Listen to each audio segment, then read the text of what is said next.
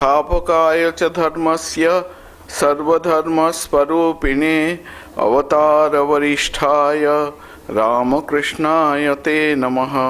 ॐ यस्य वीर्येण कृतिनो वयं च भुवनानि च रामकृष्णं सदा वन्दे सर्वं स्वतन्त्रमीश्वरम्।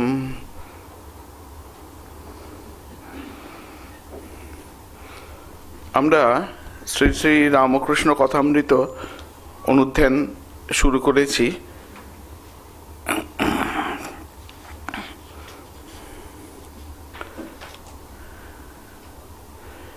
এর আগের দিন আমরা পাঠ করছিলাম মাস্টারমশাই শ্রী শ্রী রামকৃষ্ণ কথামৃতের উপক্রমণিকা হিসাবে ঠাকুরের একটি সংক্ষিপ্ত চরিতামৃত দিয়েছেন, সেটি আমরা পাঠ করছিলাম।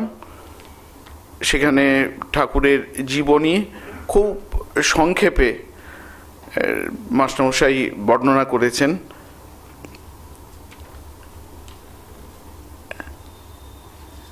তারপর ঠাকুরের সাধন অবস্থা যখন শেষ হয়ে গেল, ঠাকুর তীর্থে গেলেন, সেই প্রসঙ্গ এই আগের দিন আমরা উল্লেখ করেছিলাম। তারপর তীর্থ থেকে ফিরে আসার পর অন্তরঙ্গ ভক্তদের আগমন শুরু হলো। এখন অন্তরঙ্গ ভক্তরা ঠিক কখন থেকে, এখানে মাস্টারমশাই লিখছেন ঠাকুরের অন্তরঙ্গ ভক্তেরা ইংরেজি 1880 খ্রিস্টাব্দ হইতে ঠাকুরের কাছে আসিতে থাকেন। মনে হয় এইটা আরেকটু আগে হবে, তার কারণ লীলা প্রসঙ্গে আছে বা অন্যান্য নানা সোর্সে রয়েছে যে স্বামী যোগানন্দজি মহারাজ, যেহেতু উনি দক্ষিণেশ্বরেই থাকতেন এবং তিনি প্রায় 14-15 বছর বয়সে ঠাকুরের কাছে এসেছিলেন, তা সেই দিক থেকে হিসেব করলে যোগানন্দজি মহারাজের ঠাকুরের কাছে আসার সময় 1875-1876 এই রকম হওয়ার কথা। সুতরাং আরেকটু আগে থেকেই অন্তরঙ্গ ভক্তরা আসতে শুরু করেছিলেন। তবে এই ব্যাপারে আমরা নিঃসন্দেহ হতে পারি যে স্বামী যোগানন্দজি মহারাজ প্রথম ঠাকুরের কাছে এসেছিলেন, কিন্তু সেটি অন্যান্য ভক্তেরা খুব একটা জানতেন না। কারণ যোগানন্দজি মহারাজ খুব লো প্রোফাইল মেনটেন করতেন, স্বভাব লাজুক ছিলেন। মহাপুরুষ মহারাজও পরবর্তীকালে বলেছেন যে সে কখন আসতো আর কখন যেত আমরা কেউ কখনো আমাদের চোখে পড়েনি।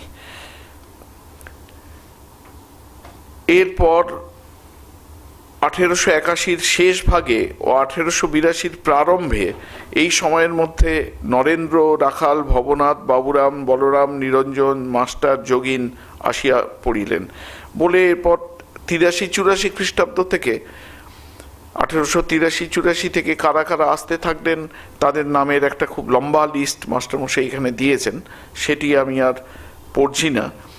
এবং ঠাকুরের কাছে অন্যান্য যারা, তারা ঠিক ভক্ত নন, তারা অনুরাগী আমরা বলতে পারি, তারা কলকাতার বিদ্বৎজন, তারা এসছেন, তাদেরও নামের লিস্ট এখানে দেওয়া আছে, এটা আমরা পড়ছি না। মাস্টারমশাই তারপর বলছেন, ব্রাহ্ম সমাজের অনেকে ঠাকুরের কাছে সর্বদা যাইতেন। কেশব, বিজয়, কালী মানে কালীনাথ বসু, প্রতাপ, শিবনাথ, অমৃত, ত্রৈলোক্য, কৃষ্ণবিহারী, মণিলাল, উমেশ, হীরানন্দ, ভবানী, নন্দলাল ও অন্যান্য অনেক ব্রাহ্মভক্ত সর্বদা যাইতেন। ঠাকুরও ব্রাহ্মদের দেখিতে আসিতেন। মথুরের জীবদ্দশায় ঠাকুর তাহার সহিত দেবেন্দ্রনাথ ঠাকুরকে তাহার বাটিতে ও উপাসনাকালে আদি ব্রাহ্ম সমাজ দেখিতে গিয়াছিলেন। পরে কেশবের ব্রাহ্ম মন্দির ও সাধারণ ব্রাহ্ম সমাজে উপাসনাকালে দেখিতে গিয়াছিলেন। কেশবের বাড়িতে সর্বদা যাইতেন ও ব্রাহ্ম ভক্ত সঙ্গে কত আনন্দ করিতেন। কথামৃতে তার কিছু কিছু বর্ণনা রয়েছে। কথামৃতে বর্ণনা রয়েছে মানে পরিশিষ্টের দিকে রয়েছে, অন্যত্র রয়েছে।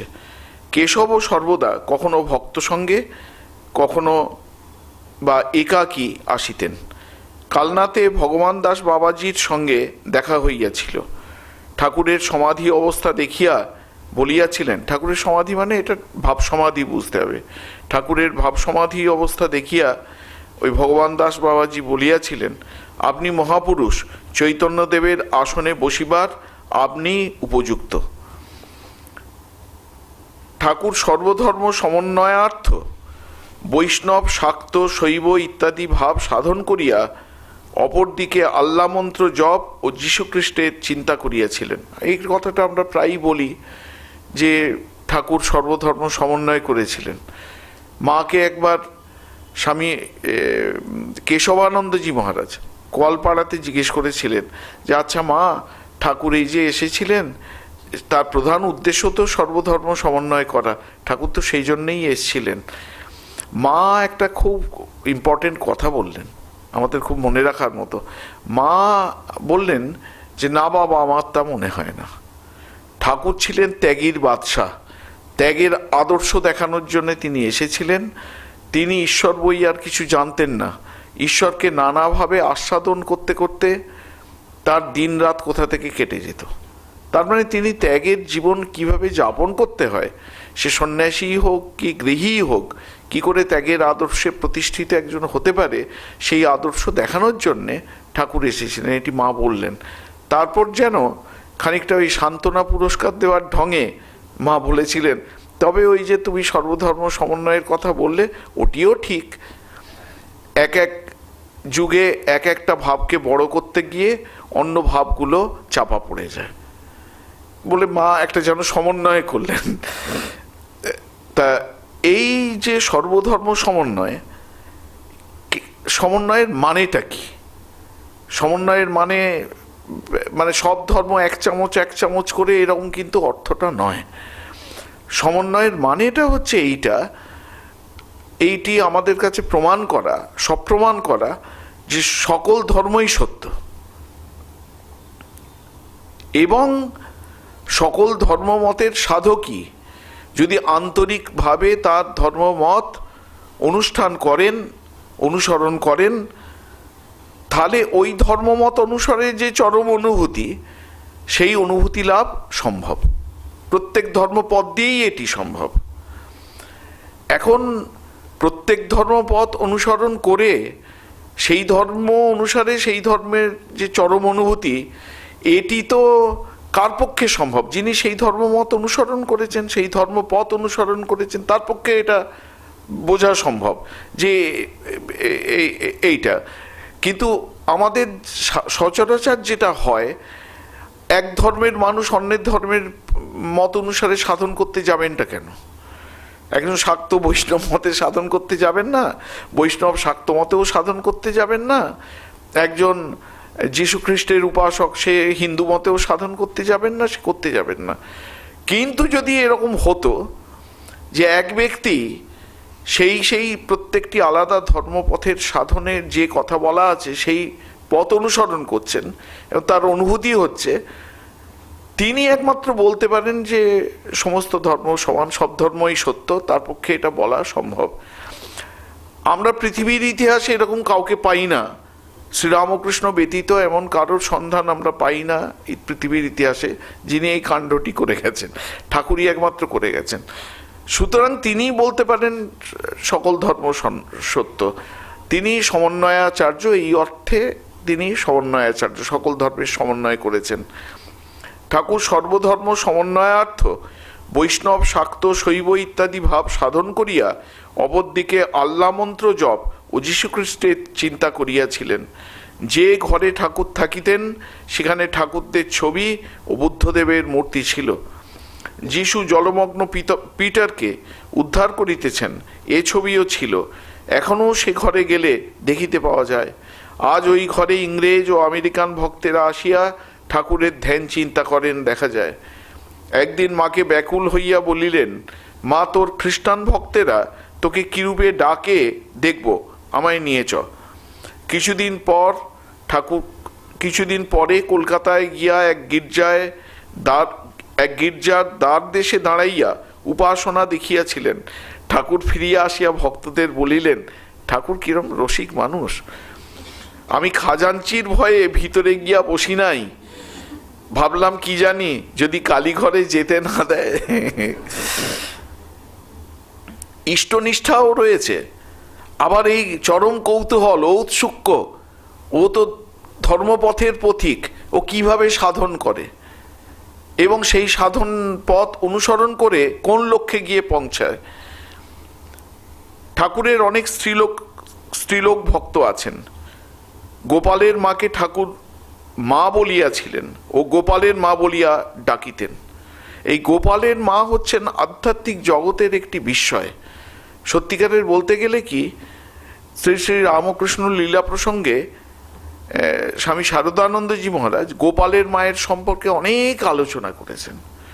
গোপালের মায়ের ওপর যে আমি আজকে লীলা প্রসঙ্গে এনেছি, ওই গোপালের মার পূর্ব কথা এবং পুনর্যাত্রা ও গোপালের মার শেষ কথা। পরবর্তীকালে দেখা যায় স্বামী শারদানন্দজি মহারাজ এই দুটো চ্যাপ্টারকে এক করে একটা পুস্তিকা আকারে সেই বইটি বের করেছেন, গোপালের মা। বইয়ের নাম হচ্ছে গোপালের মা। এখনো সেই বই প্রকাশিত হয়, খুব পাতলা চটি বই। স্বামী শারদানন্দজি কখনো কখনো কথা প্রসঙ্গে নিজেই বলেছেন যে লীলা প্রসঙ্গের ওই যে মধুর ভাবের সার তত্ত্ব, এই চ্যাপ্টারটা লিখে আমি খুব আনন্দ পেয়েছি।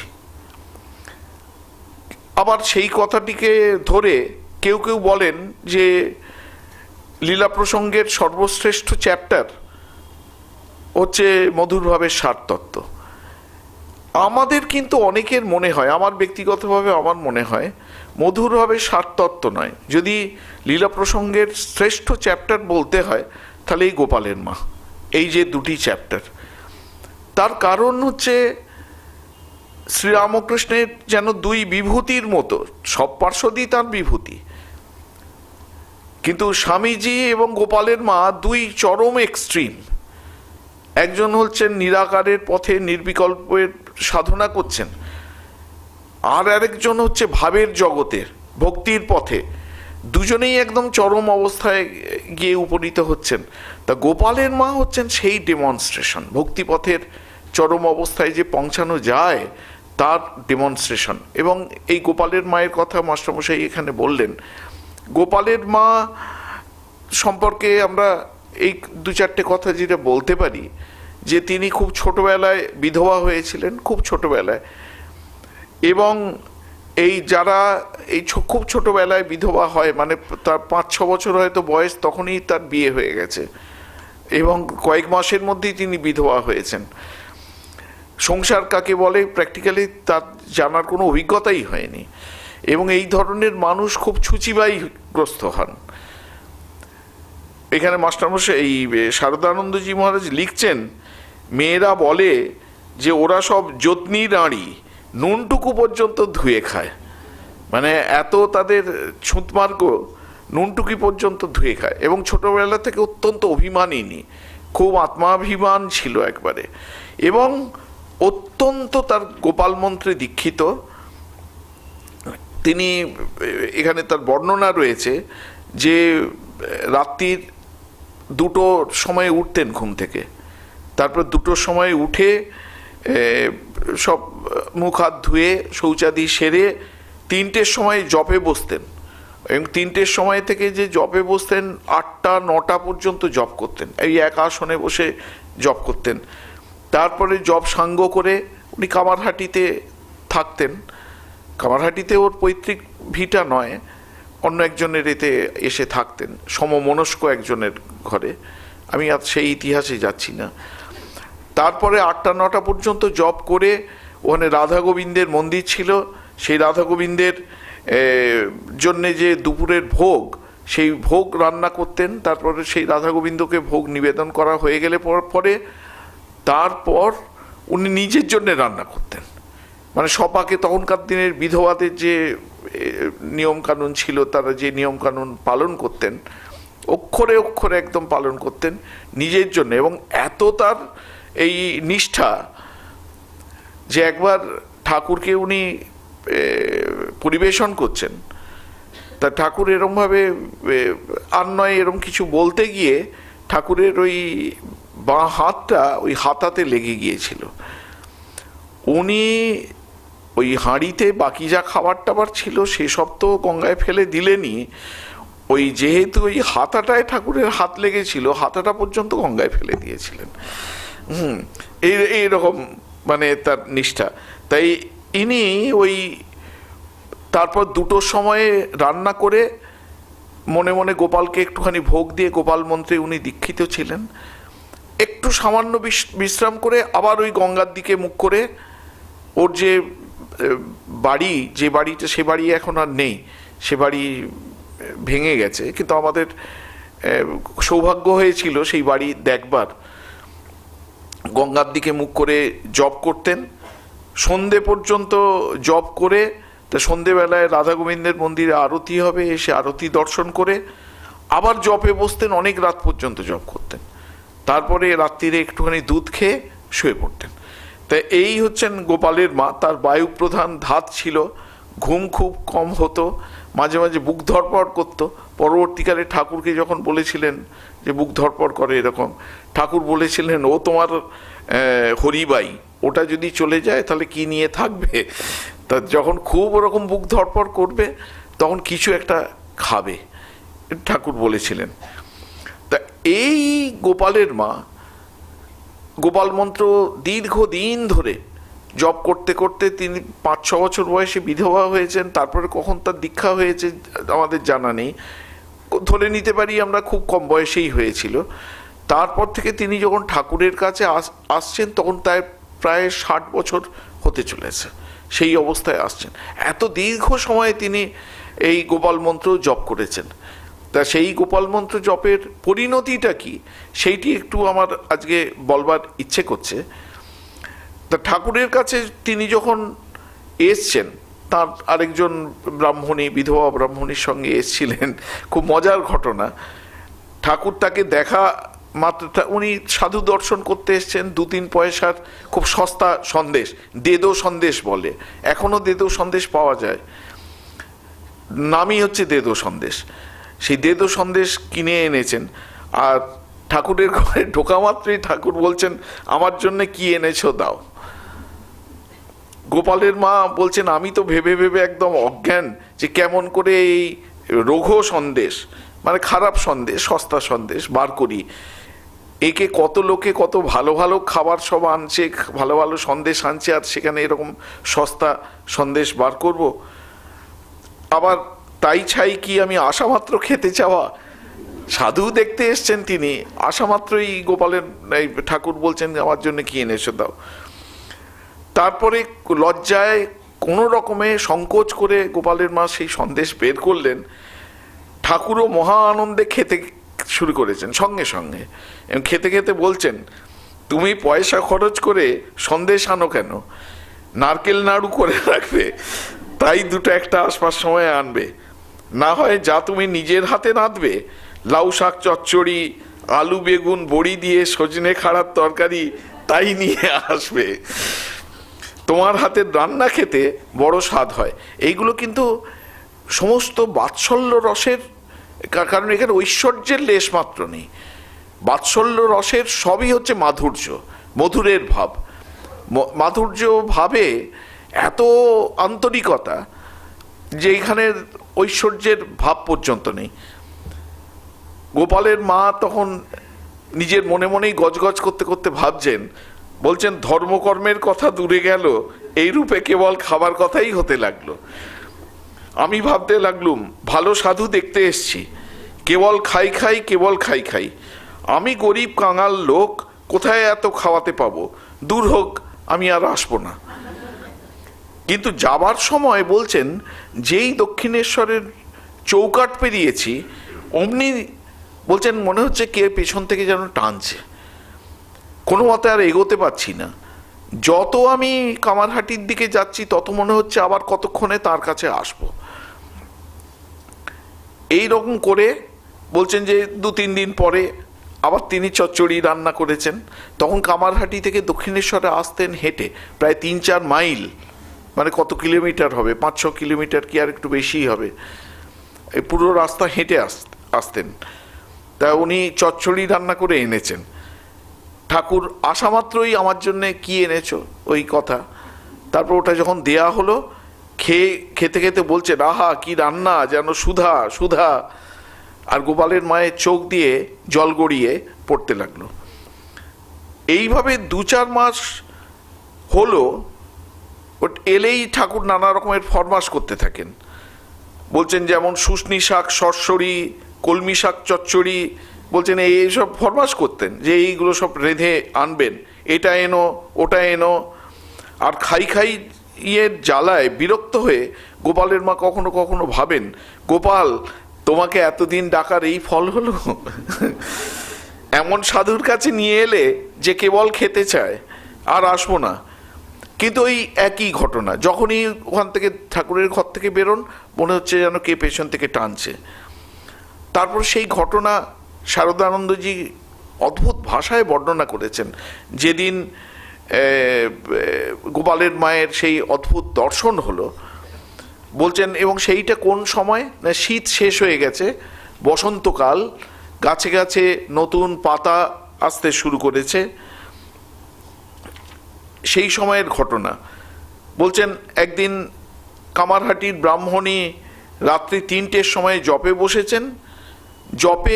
জপ সাঙ্গ করবার পর এমনি নিয়ম আছে যে জপ সমর্পণ করতে হয়, ইষ্টপাদপদ্মে জপ সমর্পণ করতে হয়। এবং একটা প্রথা আছে, মানে পুজো যারা করেন তারা জানবেন যে প্রাণায়াম করে তারপর জপ সমর্পণ করতে হয়। প্রাণায়াম করে তারপর সেই জপ মানে প্রাণায়াম যখন তিনি করবেন, যে দেবতার জপ করছিলেন সেই দেবতার বীজ মন্ত্র উচ্চারণ করে 4, 6, 8 বা 8, 16, 32 এরকম করে নানাভাবে প্রাণায়াম করে সেটি জপ সমর্পণ করতে হয়। বলছেন যখন জপ সমর্পণ করবার আগে প্রাণায়াম করতে শুরু করেছেন, এমন সময় তিনি দেখছেন, আমি স্বামী শারদানন্দজির মহারাজের ভাষাতেই পড়ছি, এমন সময় দেখেন শ্রীরামকৃষ্ণদেব তাহার নিকট বাম দিকে বসিয়া রহিয়াছেন। তখন রাত্রির বেলা, এবং ঠাকুরের দক্ষিণ হস্তটি মুঠো করার মতো দেখা যাইতেছে। মুঠো মানে যেরকম যেন নাড়ু ধরে আছেন এরকম। দক্ষিণেশ্বরে ঠাকুরকে যেমন দর্শন করেন এখনো ঠিক সেই রূপ স্পষ্ট জীবন্ত। ভাবিলেন, এ কি, এমন সময় ইনি কোথা থেকে কেমন করে হেথায় এলেন? গোপালের মা পরে পরে বলছেন, আমি অবাক হয়ে তাকে দেখছি আর ওই কথা ভাবছি। এদিকে শ্রীরামকৃষ্ণ, মানে উনি গোপাল বলে ডাকতেন ঠাকুরকে, উনি গোপাল বলে ডাকতেন, এদিকে গোপাল বসে মুচকি মুচকি হাসছে। তারপর সাহসে ভর করে বাঁ হাত দিয়ে যেমনি গোপালের বাঁ হাতখানি ধরেছি অমনি সে মূর্তি কোথায় গেল, আর তার ভিতর থেকে 10 মাসের সত্যিকারের গোপাল হাত দিয়ে উনি দেখাচ্ছেন যে এই এত বড় ছেলে বেরিয়ে হামা দিয়ে এক হাত তুলে আমার মুখ চেয়ে, এখানে ব্র্যাকেটের মধ্যে লেখা আছে, সে কি রূপ আর কি চাউনি, বললে মা ননি দাও। আমি তো দেখে শুনে একেবারে অজ্ঞান। সে এক চমৎকার কারখানা। চিৎকার করে কেঁদে উঠলুম। সে তো এমন চিৎকার নয়, বাড়িতে জনমানব নেই তাই, নইলে লোক জড়ো হয়ে যেত। কেঁদে বললুম, বাবা আমি দুঃখিনী কাঙালিনী, আমি তোমায় কি খাওয়াবো, ননি ক্ষীর কোথায় পাবো বাবা? কিন্তু সে অদ্ভুত গোপাল কি তা শোনে, কেবল খেতে দাও বলে। কি করি, কাঁদতে কাঁদতে উঠে শিকে থেকে শুকনো নারকেল নাড়ু পেড়ে হাতে দিলুম ও বললুম, বাবা গোপাল, আমি তোমাকে এই কদর্য জিনিস খেতে দিলুম বলে আমাকে যেন ওই রূপ খেতে দিও না। তারপরে গোপালের মা পরবর্তীকালে বলেছেন যে সেদিন আর জপ কে করে? গোপাল এসে কোলে বসে, মালা কেড়ে নেয়, কাঁধে চড়ে ঘরময় ঘুরে বেড়ায়। সত্যি সত্যি ঘটছে, তিনি দেখছেন। যেমন সকাল হলো অমনি পাগলিনীর মতো ছুটে দক্ষিণেশ্বরে গিয়ে পড়লুম। গোপালও কোলে উঠে চলল, কাঁধে মাথা রেখে, এক হাত গোপালের পাছায় ও এক হাত পিঠে দিয়ে বুকে ধরে সমস্ত পথ চললুম। স্পষ্ট দেখতে লাগলুম গোপালের লাল টুকটুকে পা দুখানি আমার বুকের উপর ঝুলছে। এবার সেই দিন যখন গোপালের মা দক্ষিণেশ্বরে এসে পৌঁছালেন, তখন আরেকজন স্ত্রী ভক্ত সেখানে ছিলেন, খুব সম্ভবত ইনি যোগিন মা। কারণ এখানে শ্রী শ্রী রামকৃষ্ণ লীলা প্রসঙ্গে যেখানেই স্বামী শারদানন্দজি একজন স্ত্রী ভক্তের মুখে শুনিয়াছি বলে লম্বা কোটেশন কোট করছেন, বুঝতে হবে ওটা যোগিন মায়ের মুখ থেকে ওটা শুনেছেন। হ্যাঁ, তা যোগিন মা স্মৃতিচারণ করে শারদানন্দজিকে বলেছিলেন, উনি এটি লিপিবদ্ধ করেছেন, আমি তখন ঠাকুরের ঘরটি ঝাঁটপাট দিয়ে পরিষ্কার করছি, বেলা 7টা কি 7:30 হবে। এমন সময় শুনতে পেলুম বাইরে কে গোপাল গোপাল বলে ডাকতে ডাকতে ঠাকুরের ঘরের দিকে আসছে। গলার আওয়াজটা পরিচিত, ক্রমেই নিকট হতে লাগলো। চেয়ে দেখি গোপালের মা, এলো থেলো পাগলের মতো, দুই চক্ষু যেন কপালে উঠেছে, আঁচলটা ভুঁয়ে লুটুচ্ছে, কিছুতেই যেন ভ্রুক্ষেপ নেই। এমনিভাবে ঠাকুরের ঘরে পূর্ব দিককার দরজাটি দিয়ে ঢুকছে। ঠাকুর তখন ঘরের ভিতর ছোট তক্তপোষখানির উপর বসেছিলেন বলে যোগিন মা বলছেন যে আমি তো গোপালের মাকে ওই অবস্থায় দেখে একেবারে হাঁ হয়ে গেছি, কিন্তু ঠাকুর গোপালের মাকে দেখে ঠাকুরেরও ভাব হয়ে গেল। তিনি এসে একদম গোপালের মায়ের কোলে বসে পড়লেন। এবং এখানে যোগিন মা বলছেন যে গোপালের মা কিছু ক্ষীর চিনি এইসব এনেছিলেন, তিনি ঠাকুরকে খাওয়াতে লাগলেন এবং বলছেন আমি তো দেখে অবাক আড়ষ্ট হয়ে গেলুম, কারণ ইহার পূর্বে কখনো ঠাকুরকে ভাব হয়ে কোনো স্ত্রীলোককে স্পর্শ করতে দেখি নাই। শুনেছিলাম বটে যে যশোদার ভাব হতো ইত্যাদি ইত্যাদি এখানে বলছেন। তা যাই হোক, যোগিন মা এসব বলছেন যে গোপালের মায়ের সেদিনের ভাব আর যেন কোনো মতেই থামে না। আনন্দে আটখানা হয়ে উঠে দাঁড়িয়ে তিনি নাচতে শুরু করলেন এবং ব্রহ্মা নাচে, বিষ্ণু নাচে আর নাচে শিব ইত্যাদি ইত্যাদি বলে গোটা ঘরে নেচে নেচে তিনি হাততালি দিয়ে বেড়াচ্ছেন। ঠাকুর তাই দেখে হেসে আমাকে বললেন, যোগিন মাকে বললেন, দেখো দেখো আনন্দে ভরে গেছে, ওর মনটা এখন গোপাল লোকে চলে গেছে। তাই এই যে দর্শন, এই দর্শন কিন্তু গোপালের মার সারা জীবন ছিল। শুধু পরবর্তীকালে এই দর্শনের যে ডেনসিটি, ইন্টেন্সিটি, সেটা হয়তো কমেছিল, কিন্তু এই ধরনের দর্শন যদি কারোর হয়, ও বেশি দিন এই ধরনের দর্শন হলে, আমরা কালকেই আলোচনা করছিলাম যে ভাব সমাধি তো এটা 21 দিন পরে শরীর চলে যায়। গোপালের মায়ের প্রায় 6 মাসেরও বেশি এরকমভাবে কেটেছে। তারপর সেই দিন ঠাকুর গোপালের মাকে শান্ত টান্ত করে কামারহাটিতে ফেরত পাঠিয়ে দিলেন। গোপালের মা বলছেন যে আমি যখন কামারহাটিতে ফিরে আসছি, এতক্ষণ গোপাল ছিল না, সে আবার কোথা থেকে দৌড়ে এসে আমার আবার কাঁধে উঠে পড়ল। যতক্ষণ রাস্তায় ফিরে আসছি তার ওই লাল টুকটুকে পা আমার বুকের সামনে দুলতে লাগলো। এই করতে করতে ফিরে এলো। তারপরে নানা রকমের রঙ্গ উৎপাত, নানা রকমের আবদার, রাত্রিরে শোবার সময়ে চরম অশান্তি। সে তার নরম বালিশ চাই, তার নরম গদি চাই। গোপালের মা তো কেঁদেই একদম সারা, নরম বালিশ এ কোথা থেকে পাবেন। তখন সেই গোপালকে নিজের বাম হাতটাকে সরিয়ে করে তার বাম বাহুর ওপর তার মাথাটা দিয়ে বলছেন, বাবা আজ এইরকম করে শো, রাত পোয়ালেই কাল কলকাতায় গিয়ে ভূতকে, মানে গিন্নি যাদের বাড়িতে উনি থাকতেন তার বড় মেয়ে, তার নাম ভূত ডাকনাম, বলছেন কলকাতায় গিয়ে ভূতকে বলে তোমায় বিচি ঝেড়ে নরম বালিশ করিয়ে দেব। তারপর সব সময় তিনি হয়তো রান্না করবেন বলে কাঠ কুড়োতে গেছেন, সেও গিয়ে কাঠ কুড়োচ্ছে। উনি সবজি কাটছেন, সে বসে, গোপাল বসে আনাজগুলো এগিয়ে দিচ্ছে। কন্টিনিউয়াসলি তার সঙ্গে লীলা হচ্ছে।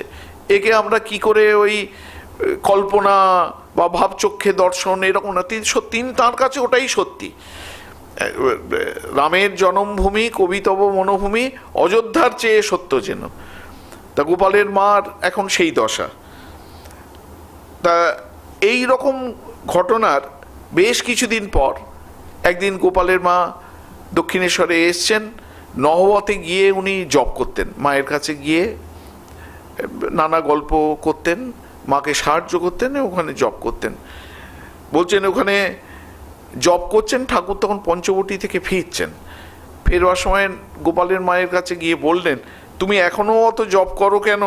তোমার তো খুব হয়েছে, মানে তোমার তো যা সাধন করে যা প্রাপ্তব্য যা কিছু ছিল সব তো পাওয়া হয়ে গেছে, এখনো তুমি এত জপ করো কেন? গোপালের মা বলছেন, জপ করব না, আমার কি সব হয়েছে? ঠাকুর বলছেন, সব হয়েছে। গোপালের মা, সব হয়েছে? ঠাকুর, হ্যাঁ সব হয়েছে। গোপালের মা, বলো কি সব হয়েছে? তিনবার বলছেন। ঠাকুর, হ্যাঁ, তোমার আপনার জন্য জপ তপ সব করা হয়ে গেছে। বলে নিজের শরীরটা দেখিয়ে ঠাকুর বলছেন, এই শরীরটা ভালো থাকবে বলে ইচ্ছা হয় তো করতে পারো। মানে এখন থেকে এই যে একটা ঠাকুর ইঙ্গিতে বুঝিয়ে দিলেন, এই ভগবত দর্শনের পরে সাধক কি তাহলে সাধন করা ছেড়ে দেবে? না, ভগবত দর্শনের পরেও সাধক করবে, সাধন করবে, কিন্তু এই সাধনের ফলটি তার নিজের জন্যে নয়, এই সাধনের ফলটি হচ্ছে ভগবানের জন্যে। এই সাধনের ফলটি হচ্ছে ভগবানের জন্যে, এবং তার যে ভগবানের কনসেপ্ট সেটাও কিন্তু এখন পাল্টে গেছে। আমরা উপনিষদে দেখি, উপনিষদে তিনটি স্তরে অনুভূতির কথা বলা হয়েছে। প্রথম স্তরে সাধকের কি অনুভূতি হবে, কি অনুভূতি করতে হবে। আমরা এই যে আধ্যাত্মিক জীবন যাপন করি, প্রথমে নিজে, এই যে এখনকার দিনে খুব জনপ্রিয় বক্তৃতা মালা আমরা দেখতে পারি, হু এম আই, আমি কে, নিজেকে ওই আত্মানুসন্ধান, আমার স্বরূপটা বোঝা, আমার প্রকৃত স্বরূপটা বোঝা, এইটি হচ্ছে আধ্যাত্মিক জগৎ জীবনের প্রথম ধাপ। আমি কে সেটিকে বোঝা। আমরা সেটা গিয়ে দেখব যে আমি হচ্ছি চৈতন্য সত্তা, আমি হচ্ছি আত্মা, যেটাকে প্রত্যক্ষাত্মা বলে। দ্বিতীয় স্তরে অনুভব হবে এই প্রত্যক্ষাত্মাই সেই পরমাত্মা, যাকে আমরা ঈশ্বর বলি, ভগবান বলি, ব্রহ্ম বলি। এই প্রত্যক্ষাত্মাই হচ্ছেন সেই পরমাত্মা। তার মানে আমি ব্রহ্ম এই অর্থে আমি এই শরীর, রক্তমাংসের শরীরধারী মানুষ, আমি ব্রহ্ম এটা নয়। এই স্থূল শরীরকে বাদ দিলে, সূক্ষ্ম শরীরকে বাদ দিলে যা পড়ে থাকে সেটি হচ্ছে সেই ভগবানের থেকে অভিন্ন। এইটা হচ্ছে দ্বিতীয় স্তরে এটির অনুভূতি। আর তৃতীয় স্তরে গিয়ে অনুভূতি হবে, যাকে আমি আত্মা বলছি বা যাকে আমি ব্রহ্ম বলছি বা পরমাত্মা বলছি, ভগবান বলছি, তিনি এই চোখ চেয়ে যা কিছু আমি দেখছি, চোখ বুঝে যাকে অনুভব করছি, তিনি এই সব হয়ে রয়েছেন। কঠোপনিষদে আছে, হংস শুচিসৎ বসুর অন্তরিক্ষ সৎ হোতা বেদিসৎ অতিথির দুরোণসৎ ঋষৎ বরসৎ ঋতসৎ ব্যোমসৎ অব্জা গোজা ঋতজা অদ্রিজা ঋতম বৃহতা। মানে যা কিছু আমি দেখি, চলমান, স্থির, দেবতা, মানুষ, জলে জন্মায়, পাহাড়ে জন্মায়, পৃথিবীতে জন্মায়, যজ্ঞবেদীতে জন্মায়, যা কিছু আমি দেখি সবই হচ্ছেন তিনি। তার মানে তিনটি স্তরে অনুভব। প্রথম হচ্ছে আমিকে, দ্বিতীয় স্তরে ঠাকুর সহজ কথাই বলছেন, এখানে যারা আসবে তাদের দুটি জিনিস জানলেই চলবে, আমিকে, তারাকে, আর আমার সঙ্গে তাদের সম্পর্ক কি। এটি কিন্তু উপনিষদের মূল প্রতিপাদ্য, আমিকে, তুমিকে এবং আমাদের দুজনের সম্পর্কটা কি, এই হচ্ছে উপনিষদের প্রতিপাদ্য। তা আমরা গোপালের মায়ের ক্ষেত্রে দেখি, এই যে গোপালের মায়ের দীর্ঘদিনের সাধন জীবন, তারপরে তার অনুভূতি হয়েছে, চরম অনুভূতি হয়েছে। সেই অনুভূতি শেষ পরিণতি হিসাবে আমরা দেখি যে তিনি এখন যা কিছু সাধন করছেন, তার অনুভূতি লাভের পরেও তিনি জপ করতেন। পরবর্তীকালে তিনি ওই জপের মালা গঙ্গায় ছুঁড়ে ফেলে দিয়েছিলেন। তারপরে তার মনে হলো, আরে এতটা সময় কি করি, একটা কিছু তো করতে হবে। তখন আরেকটা মালা নিলেন, তো সেই মালা ফেরাতেন। কিসের জন্য মালা ফেরাতেন? গোপালের কল্যাণের জন্য।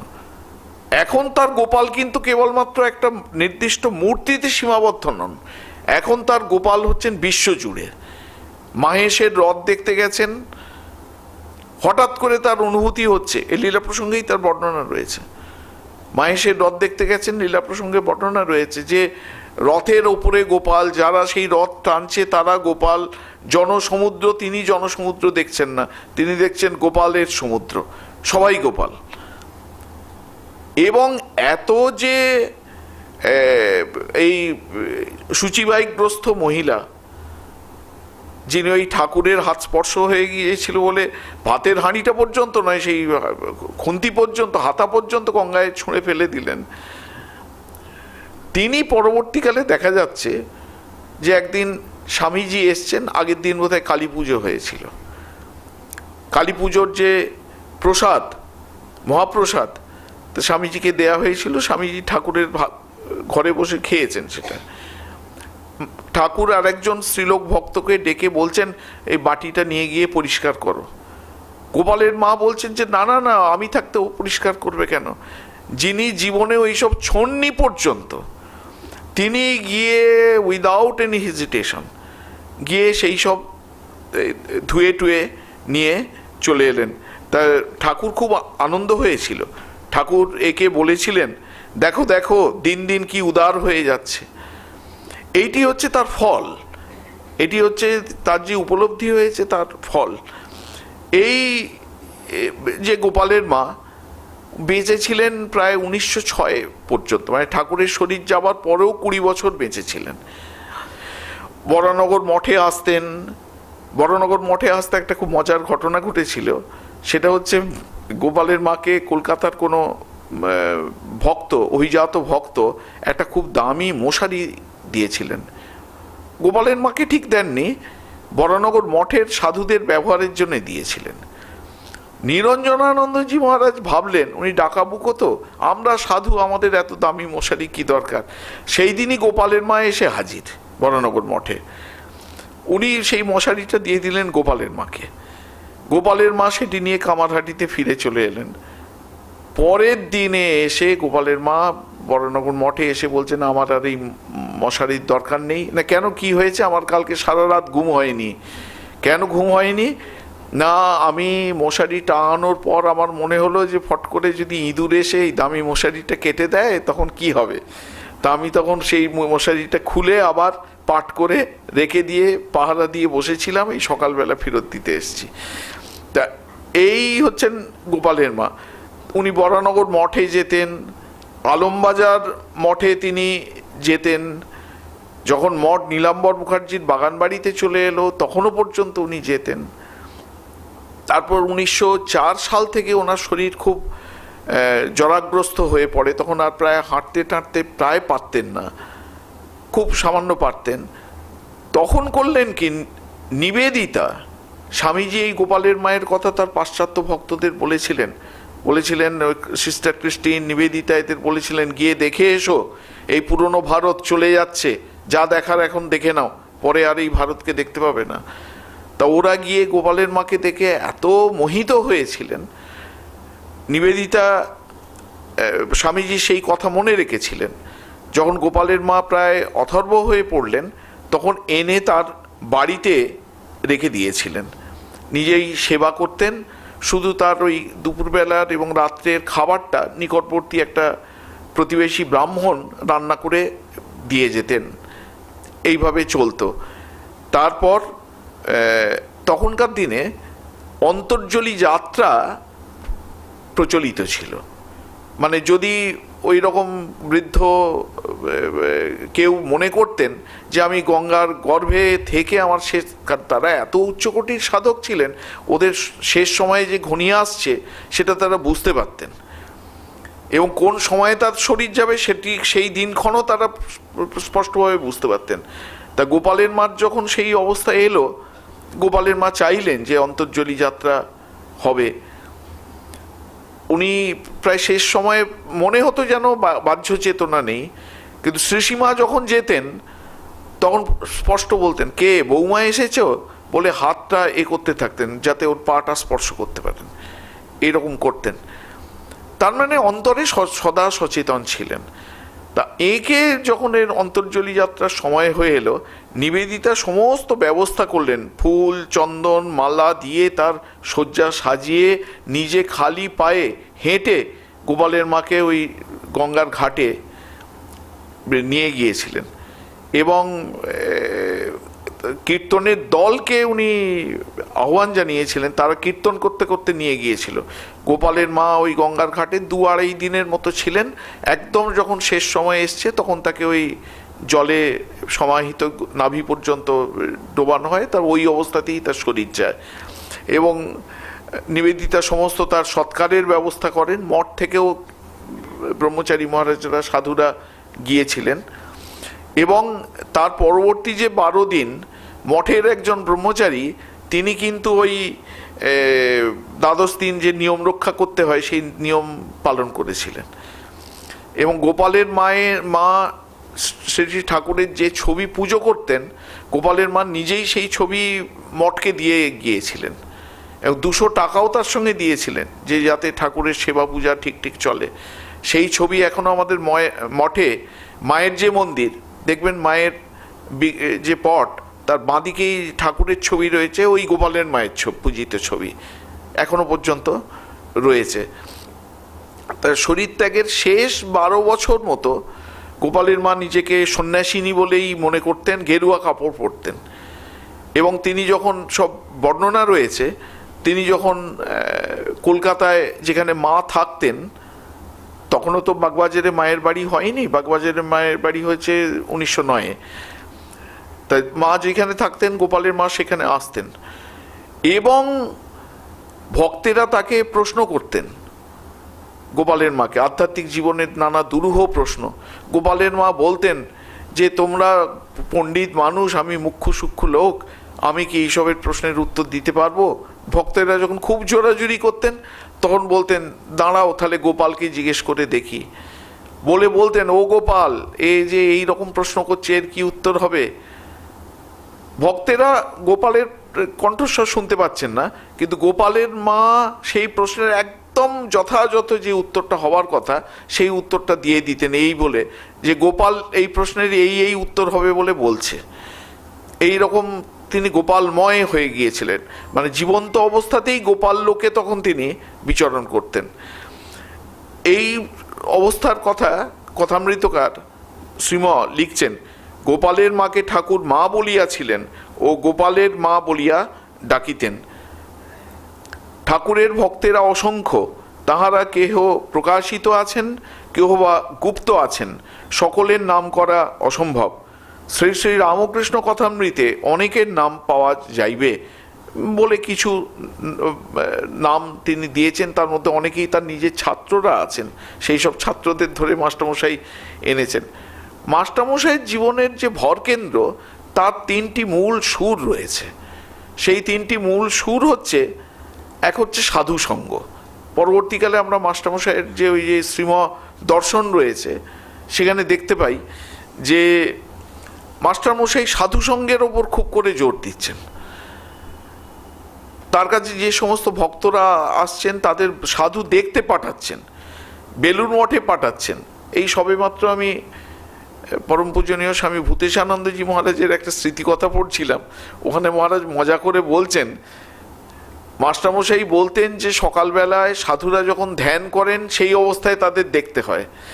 মাস্টারমশাই নৌকা করে কলকাতা থেকে বা গাড়ি করে ভোরবেলায় বেলুড় মঠে চলে আসতেন এবং সাধুদের ঘরে ঘুরে ঘুরে কোন সাধু কি করছে, মন্দিরে কোন সাধু কিভাবে ধ্যান করছে সব দেখতেন, তার দলবল নিয়ে তিনি আসতেন। কোনো সাধু আবার বলতেন এ আবার কি উৎপাত শুরু হলো, এরকম। যাই হোক, ওটা মজা করে বলেছেন। তা এই প্রথম সুর হচ্ছে সাধুসঙ্গ। মাস্টারমশাইয়ের জীবনের দ্বিতীয় যে সুর সেটা হচ্ছে অবতারে একেবারে 16 আনা বিশ্বাস, এবং তৃতীয় যে সুর সেটা হচ্ছে গুরু আধ্যাত্মিক জীবন যাপনের জন্য যে নির্দেশ দিয়েছেন সেটি অক্ষরে অক্ষরে পালন করা। এই 3টি হচ্ছে মূল সুর। তা আমরা এবার কথামৃতের বর্ণনা শুরু করছি। সেই বর্ণনার প্রথমেই মাস্টারমশাই লিখছেন, আজ রবিবার ভক্তদের অবসর হইয়াছে, তাই তাহারা দলে দলে শ্রী শ্রী পরমহংসদেবকে দর্শন করিতে দক্ষিণেশ্বরের কালীবাড়িতে আসিতেছেন। মাস্টারমশাই সচরাচর রবিবার যেতেন, কারণ তিনি শিক্ষকতা করতেন, অন্যদিন তার অবসর পাওয়া খুব শক্ত, সেই জন্যে রবিবার। পরবর্তীকালে ঠাকুর যখন শ্যামপুকুর বাটিতে এবং আরও পরে কাশীপুর বাটিতে, তখন মাস্টারমশাই প্রায় সব সময়ই থাকার চেষ্টা করতেন। আমরা শ্রীরামকৃষ্ণের অন্তর্লীলায় দেখতে পাই যে মাস্টারমশাই অনেক সময় রাত্রির বেলাতেও থাকতেন সেবা করবার জন্যে। দক্ষিণেশ্বরে সকলেরই অবারিত দ্বার, যিনি আসিতেছেন ঠাকুর তাহারই সহিত কথা কহিতেছেন। সাধু, পরমহংস, হিন্দু, খ্রিস্টান, ব্রহ্মজ্ঞানী, শাক্ত, বৈষ্ণব, পুরুষ, স্ত্রীলোক সকলেই আসিতেছেন। ধন্য রানী রাসমণি, তোমারই স্বীকৃতি বলে এই সুন্দর দেবালয়ে প্রতিষ্ঠিত হইয়াছে। আবার এই সচল প্রতিমা, এই মহাপুরুষকে লোকে আসিয়া দর্শন ও পূজা করিতে পাইতেছে। এরপর মাস্টারমশাই এই দক্ষিণেশ্বরের খুব একটা প্রাণবন্ত বর্ণনা দিয়েছেন। সেই কি কি বর্ণনা আছে আমি একটু ছুঁয়ে ছুঁয়ে যাচ্ছি, যেন মনে হচ্ছে এখনকার দিনে কোনো সাংবাদিক যেমন কোনো জায়গায় গিয়ে ক্যামেরায় ঘুরে ঘুরে দেখায় না, ঠিক সেইভাবে উনি বর্ণনাটি দিয়েছেন। আপনারা দেখতে পাচ্ছেন এই বলে সেখানকার একটু বর্ণনা দেয়া, এইরকমভাবে পুরো সাংবাদিকদের মতো করে, আধুনিক একজন সাংবাদিকের মতো করে তিনি এই বর্ণনা দিয়েছেন।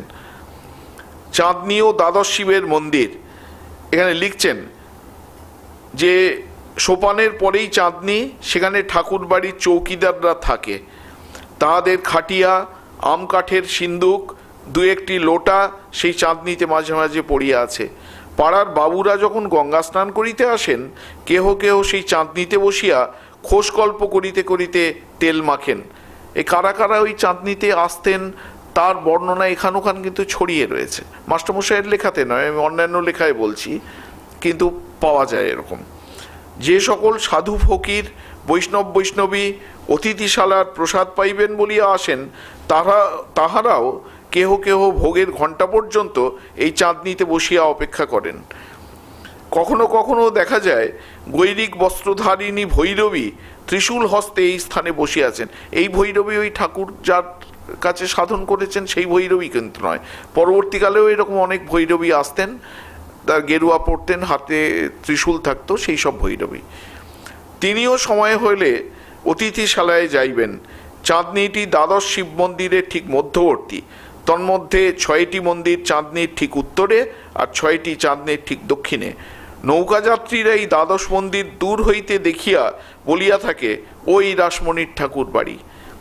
এরপর তিনি পাকা উঠান আর বিষ্ণু ঘরের বর্ণনা দিয়েছেন। এখানে বিষ্ণুর যে নাম সেই জগমোহন কৃষ্ণ, এবং শ্রীরাধিকার যে নাম জগমোহিনী রাধা, এই নামগুলো কিন্তু খুব একটা প্রচলিত নয়, কিন্তু এই সব নামগুলো হচ্ছে তাদের অফিসিয়াল নাম আর কি। এবং আমরা এই শ্রীকৃষ্ণের বিগ্রহ সম্পর্কে, জগমোহন কৃষ্ণের বিগ্রহ সম্পর্কে আমরা জানি, সেই পা ভেঙে গিয়েছিল, সবাই আমরা জানি। কিন্তু তারপরের যে কথা, যে ওই যে পা ভেঙে গেল, ঠাকুর জুড়ে দিলেন, ওটি নিপুণ হাতে জুড়ে দিলেন, তারপরেও কিন্তু ওই বিগ্রহ দীর্ঘদিন পূজিত হয়েছেন। 1929 সাল পর্যন্ত ওই বিগ্রহ কিন্তু পূজিত হয়েছেন। 1929 সালে আবার একবার ঠিক যেখানটায় ভাঙা ছিল ওইখানে আবার ভেঙে যায় একদম। এই যে পায়ের এইখানটায় পরিষ্কার দেখতে পাওয়া যায়, সেই দাগ বুঝতে পারা যায়। তখন ওই বিগ্রহ পরিবর্তন করে বর্তমান যে বিগ্রহ পূজিত হচ্ছেন সেই বিগ্রহ প্রতিষ্ঠা করা হয়। এরপর এখানে মাস্টারমশাই লিখছেন যে শ্রীরামকৃষ্ণ এই মন্দিরে পূজারীর কার্যে প্রথম ব্রতী হন 1857-58 খ্রিস্টাব্দে। এরপর তিনি ভবতারিণী মা কালীর বর্ণনা দিচ্ছেন। এখানে ভবতারিণী মা কালী নামে সমধিক প্রচলিত, কিন্তু এই মায়ের একটা পোশাকি নাম আছে, জগদীশ্বরী কালী। কিন্তু সেই জগদীশ্বরী কালী এই নামটা খুব প্রচলিত নয়, আমরা সব ভবতারিণী মা নামেই জানি। দক্ষিণের মন্দির সুন্দর পাষাণময়ী কালী প্রতিমা, দক্ষিণের মন্দিরে সুন্দর পাষাণময়ী কালী পাষাণময়ী কালী প্রতিমা, মার নাম ভবতারিণী। শ্বেত কৃষ্ণ মর্মর প্রস্তরাবৃত মন্দিরতল ও সোপানযুক্ত উচ্চ বেদী, বেদীর উপরে রৌপ্যময় সহস্রদল পদ্ম, তাহার উপর শিব, সব হইয়া দক্ষিণ দিকে মস্তক, উত্তর দিকে পা করিয়া পড়িয়া আছেন। শিবের প্রতিকৃতি শ্বেত প্রস্তর নির্মিত, তাহার হৃদয় উপরি বারাণসী চেলি পরিহিতা নানা ভরণালঙ্কৃতা এই সুন্দর ত্রিনয়নী শ্যামাকালীর প্রস্তরময়ী মূর্তি। শ্রীপাদ পদ্মে, এবার তার মায়ের যে নানা রকমের অলঙ্কার তার শরীরে, সে অলঙ্কারের প্রাণবন্ত বর্ণনা। শ্রীপাদ পদ্মে নূপুর, গুঞ্জরী পঞ্চম, পাঁচেব, চুটকি আর জবা বিল্লপত্র। পাঁচেব পশ্চিমের মেয়েরা পরে। পরমহংসদেবের ভারী স্বাদ, তাই মথুরবাবু পরাইয়াছেন। মার হাতে সোনার বাউটি, তাবিজ ইত্যাদি।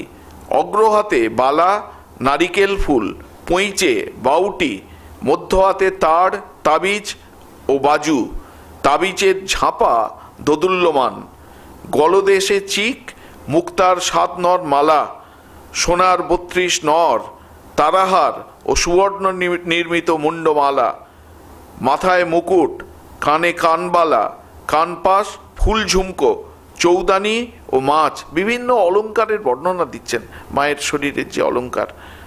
নাসিকায় নথ, নোলক দেওয়া, ত্রিনয়নীর বাম হস্তদ্বয়ে নৃমুণ্ড ও অসি, দক্ষিণ হস্তদ্বয়ে বরাভয়, কোটি দেশে নরকর মালা, নিমফল ও কোমরপাটা।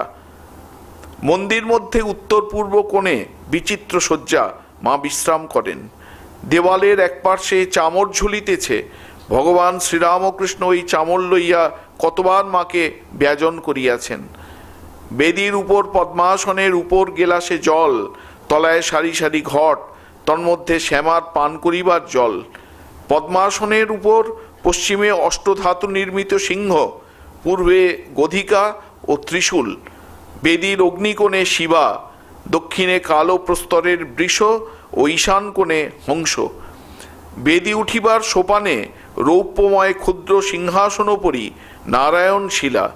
এক পার্শ্বে পরমহংসদেবের সন্ন্যাসী হইতে প্রাপ্ত অষ্টধাতু নির্মিত রামলালা নামধারী শ্রীরামচন্দ্রের বিগ্রহ মূর্তি। এই বিগ্রহ মূর্তি পরবর্তীকালে হয়ে যায়। ও বানেশ্বর শিব। আরও অন্যান্য দেবতা আছেন। দেবী প্রতিমা দক্ষিণাস্যা, মানে দক্ষিণ দিকে মুখ করে রয়েছেন। ভবতারিণীর ঠিক সম্মুখে, অর্থাৎ বেদীর ঠিক দক্ষিণে ঘটস্থাপনা হইয়াছে। সিন্দুর রঞ্জিত, পূজান্তে নানা কুসুম বিভূষিত পুষ্পমালা শোভিত মঙ্গল ঘট। দেওয়ালের এক পার্শ্বে জলপূর্ণ তামার ঝাড়ি, মা মুখ ধুইবেন। বেদীর চারিকোণে রৌপ্যময় স্তম্ভ, তদুপরি এই যে রৌপ্যময় স্তম্ভ দেয়া যে সিংহাসন আপনারা দেখতে পাবেন, এখন ঠাকুরের সময়ের যে সিংহাসন, এখন সেটি আমাদের শ্রীমন্দিরে নেই। আমাদের যেখানে খাজাঞ্চিরা বসেন অফিস, সেখানে একটি ঘরে যথাযোগ্য মর্যাদায় ওটি ওখানে রক্ষিত হয়েছে। তদুপরি বহুমূল্য চন্দ্রাতপ, উহাতে প্রতিমার শোভা বর্ধন হইয়াছে। মন্দির দোহারা, দালানটির কয়েকটি ফুকর সুদৃঢ় কপাট দ্বারা সুরক্ষিত। এরমভাবে বলছেন এই মন্দিরে এবং রাধাকান্তের মন্দিরের ঘরে পরমহংসদেব পূজা করিয়াছিলেন।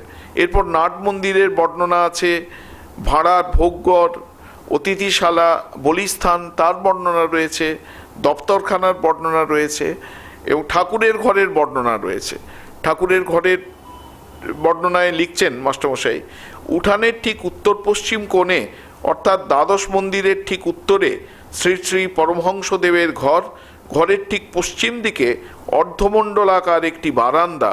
সেই বারান্দায় শ্রীরামকৃষ্ণ পশ্চিমাশ্ব হইয়া গঙ্গা দর্শন করিতেন।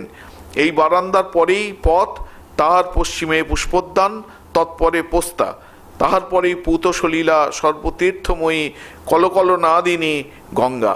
অপূর্ব গ্রাফিক ডেসক্রিপশন যাকে বলে। এরপর নহবত, বকুলতলা, পঞ্চবটি, ঝাউতলা, বেলতলা, কুঠিবাড়ি এর সব বর্ণনা রয়েছে। বাসন মাজার ঘাট, গাজীতলার হাঁসপুকুর, আস্তাবল, গোশালা, আমরা সচরাচর কথামৃত পড়বার সময় এইগুলো আমরা পড়ি না, কিন্তু আমাদের এইগুলো পড়া দরকার। এইগুলো আমরা যদি পড়ি না, তাহলে ঘরে বসে দক্ষিণেশ্বর দর্শন কিন্তু হয়ে যাবে। দক্ষিণেশ্বরে গিয়ে যে ফল হবে, ঘরে বসে কিন্তু তার থেকেও অনেক বেশি ফল আমরা লাভ করতে পারব। ঠাকুর শ্রীরামকৃষ্ণের ঘরের বারান্দা, এখানে বলছেন যে ওই যে পাশের যে বাগান রয়েছে, সেই বাগানের সম্পর্কে বলছেন, শ্রীরামকৃষ্ণ এককালে পুষ্পচয়ন করিতেন। একদিন পঞ্চবটির সম্মুখস্থ একটি বিল্লবৃক্ষ হইতে বিল্লচয়ন করিতেছিলেন। বিল্লপত্র তুলিতে গিয়া গাছের খানিকটা ছাল উঠিয়া আসিল। তখন তাহার এইরূপ অনুভূতি হইল যে যিনি সর্বভূতে আছেন তার না জানি কত কষ্ট হইল। অমনি আর বিল্লপত্র তুলিতে পারিলেন না। আর একদিন পুষ্পচয়ন করিবার সময় বিচরণ করিতেছিলেন। এমন সময় কে যেন দপ করিয়া দেখাইয়া দিল যে কুসুমিত বৃক্ষগুলি যেন এক একটি ফুলের তোড়া এই বিরাট শিবমূর্তির উপর শোভা পাইতেছে, যেন তাহারই অহর্নিশ পূজা হইতেছে। সেই দিন হইতে আর ফুল তোলা হইল না। এবার ঠাকুরের ঘরের বারান্দার বর্ণনা এখানে আছে। পরমহংসদেবের ঘরের পূর্ব দিকে বরাবর বারান্দা, বারান্দার এক ভাগ উঠানের দিকে অর্থাৎ দক্ষিণমুখ। এ বারান্দায় পরমহংসদেব প্রায় ভক্ত সঙ্গে বসিতেন ও ঈশ্বর সম্বন্ধীয় কথা কইতেন বা সংকীর্তন করিতেন। এই পূর্ব বারান্দার অপরার্ধ উত্তরমুখ।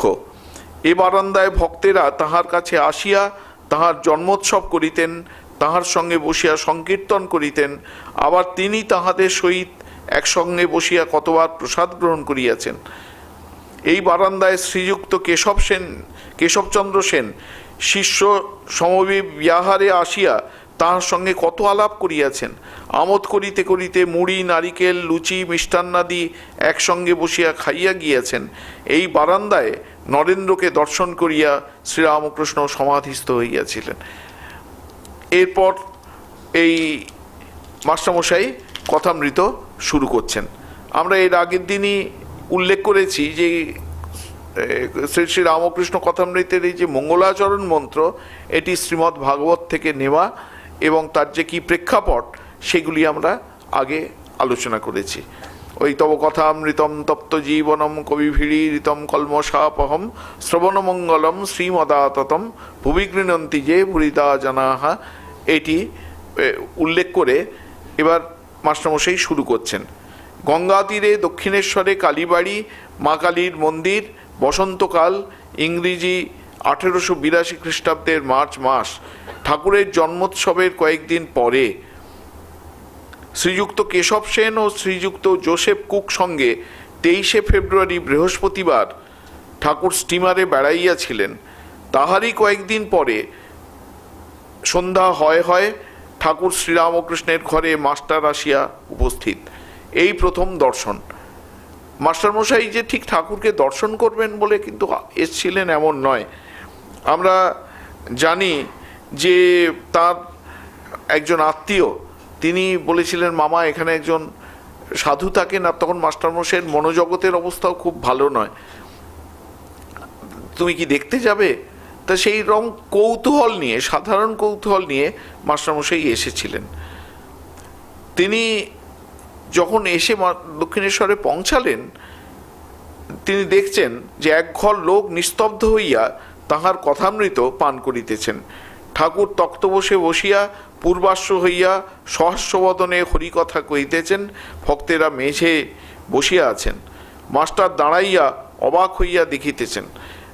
তিনি তো শাস্ত্র পড়া লোক, ইতিমধ্যেই তার অনেক শাস্ত্র ইত্যাদি সব পড়া আছে। তার মনে হচ্ছে যেন সাক্ষাৎ সুখদেব নদীর ধারে বসে ভগবত কথা বলছেন, আর পরীক্ষিত এবং অন্যান্য সমস্ত সাধকবৃন্দ সেসব শুনছেন। ওর মনে হলো, তিনি লিখছেন, তাহার বোধ হইল যেন সাক্ষাৎ সুখদেব ভগবত কথা কহিতেছেন আর সর্বতীর্থের সমাগম হইয়াছে, অথবা যেন শ্রীচৈতন্য পুরী ক্ষেত্রে রামানন্দ স্বরূপাদি ভক্ত সঙ্গে বসিয়া আছেন ও ভগবানের নাম গুণকীর্তন করিতেছেন। এই প্রসঙ্গে একটু বলার কথা যে চৈতন্য মহাপ্রভু তার শেষ কয়েক বছর, বলা যায় শেষ 12 বছর, তিনি এত বিরহের অবস্থায় থাকতেন, তার অন্তর্দশা বলা হয়। সেই সময় কখনো কখনো তিনি মহাভাবে চলে যেতেন, এবং তার এই বাহ্য চেতনা ফিরিয়ে আনবার জন্য তার এই অন্তরঙ্গ দুই পার্ষদ রায় রামানন্দ এবং স্বরূপ দামোদর, তারা নানা প্রসঙ্গ করতেন। রায় রামানন্দ কি করতেন? রায় রামানন্দ শ্রীমদ্ ভাগবতের প্রাসঙ্গিক যে অংশ, অর্থাৎ যে ভাবকে অবলম্বন করে মহাপ্রভু এই ভাব সমাধিতে প্রবেশ করেছেন, সেই ভাবের সঙ্গে সামঞ্জস্যপূর্ণ শ্লোকগুলি পাঠ করে শোনাতেন। আর স্বরূপ দামোদর করতেন কি, সেই ভাবের সঙ্গে সামঞ্জস্যপূর্ণ বিভিন্ন পদাবলী কীর্তন, তিনি সেই জয়দেবের পদাবলী, বিদ্যাপতি, চণ্ডীদাসের পদাবলী ইত্যাদি ভাগবত থেকেও শ্লোকাদি গান করে শোনাতেন। তাই মাস্টারমশাইয়ের সেই সব কথা মনে পড়ছে। অথবা যেন শ্রীচৈতন্য পুরী ক্ষেত্রে রামানন্দ স্বরূপাদি ভক্ত সঙ্গে বসিয়া আছেন ও ভগবানের নাম গুণকীর্তন করিতেছেন। ঠাকুর বলিতেছেন, যখন একবার হরি বা একবার রাম নাম করলে রোমাঞ্চ হয়, অশ্রুপাত হয়, তখন নিশ্চয়ই যেন যে সন্ধ্যাদি কর্ম আর করতে হবে না। পরের দিন আমরা এই সম্পর্কে আলোচনা করব। নারদীয় ভক্তি সূত্রে এই প্রসঙ্গে রয়েছে। ওং নিরঞ্জনং নিত্যম অনন্তরূপম ভক্তানুকম্পাধৃত বিগ্রহং বৈ ঈশাবতারম পরমেশমিড্যম তং রামকৃষ্ণম শিরসা নমামঃ।